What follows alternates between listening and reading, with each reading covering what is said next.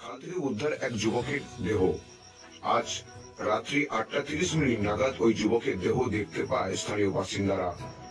Police সূত্রে জানা গেছে, গত সরস্বতী পুজোর রাত্রে থেকে ওই যুবক নিখোঁজ ছিল। দক্ষিণ 24 পরগনা জেলার কাকদ্বীপ ভারতপুর কোস্টাল থানার অন্তর্গত হরিপুর জেলেপাড়ার দক্ষিণ অংশে এই ঘটনা ঘটে। আর এই বিষয়ে ওই যুবকের মা আমাদের পাবলিক অ্যাপের মুখোমুখি কি জানালেন তা শুনুন।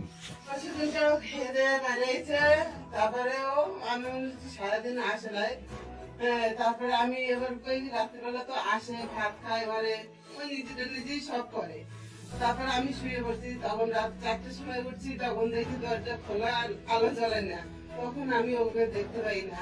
তারপরে আমি এবার ওই সকালটা ওই যে আমি ও পাশে গেছি, খালের ও পাশে গেছি, খুঁজি বন্ধ করি, তাও আমি পাই না। তারপরে আমার বের হয়েছে সকাল 10টার বাইরে হয়েছে, তখন আমি এর নিয়ে একজনের বাড়ি গেছি, ওরা তো সারাদিন পাই না, তাই তুই ওকে কি দেখছিস? বলছি না, আমি ওকে দেখি নাই। তারপরে আমি এসছি ঘরে এসে রান্না করলাম।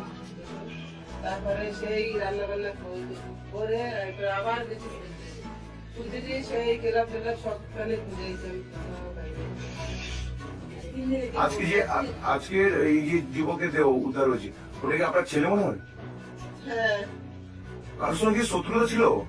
জানি না, এখন বন্ধু বান্ধবের লগে চলছে, বন্ধু বান্ধবে কি করছে কি করছে। আপনাদের কি মনে হচ্ছে?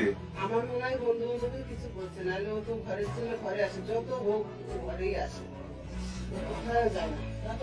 যত রাত্রে হোক ঘরে আসবি, যত ঝগড়া হোক যা হোক ঘরে এসেও ছেলের নাম কি?